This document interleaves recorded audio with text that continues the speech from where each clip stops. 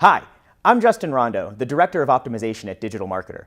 And in this video today, we're going to be talking about the 4 questions you have to ask before you start split testing. By the end of this video, you're going to be able to identify the pages that are worthwhile to test to boost ROI. You'll be able to qualify these pages and whether you actually can test. And finally, you're going to be able to never run a bad test again. And let me tell you, that's super important. Okay, so let's get into the first question. The first question you need to ask yourself is, what am I trying to accomplish?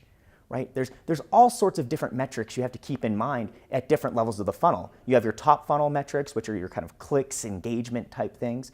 There's your middle of the funnel ones, which is more lead generation, opt-ins, newsletters, things of that sort. And then you finally get to the bottom of the funnel where you're looking at, orders, order value, revenue per visitor, and those types of things. So the first thing you need to ask is, what am I trying to accomplish?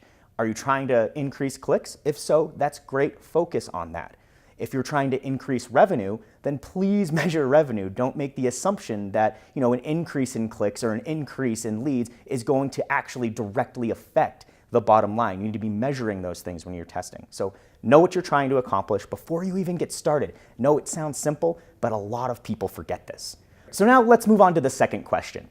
And the second question you need to ask yourself is, where is the opportunity? So you know what you're trying to achieve. You know you're trying to either increase clicks, engagement, opt-ins, revenue, whatever it may be, but now you have to find the opportunity areas. And the only way to really do this is to dig into your analytics. I know.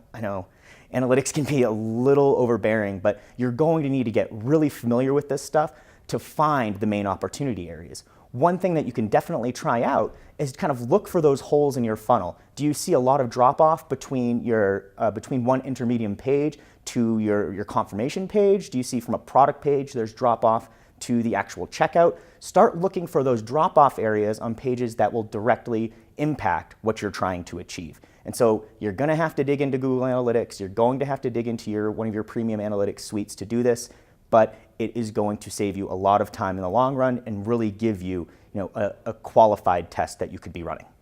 Question number 3 is actually a very simple one. Can I test? I get this question all the time. People are asking me, how much traffic do I need to test? And that's actually kind of a red herring. Traffic doesn't matter as much as the actual conversion actions you're measuring.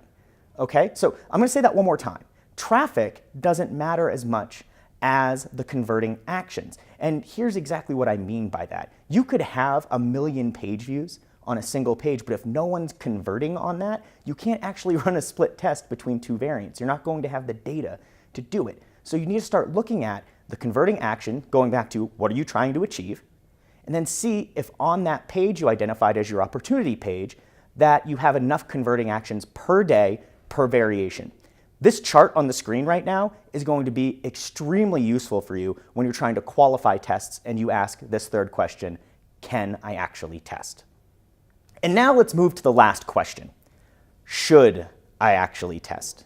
Now, just because you can do something doesn't mean you should, okay? And what you see on the screen right now is actually what's referred to as the conversion hierarchy, right? And so when you're looking at the conversion hierarchy, especially things at the baseline, at the foundational and the accessible level, those are things you actually probably don't need to test.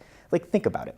If you have a bad mobile experience, you're not going to be testing a bad experience against a good one. That doesn't make any sense. You are going to be cannibalizing your traffic and then hurting what you're trying to achieve.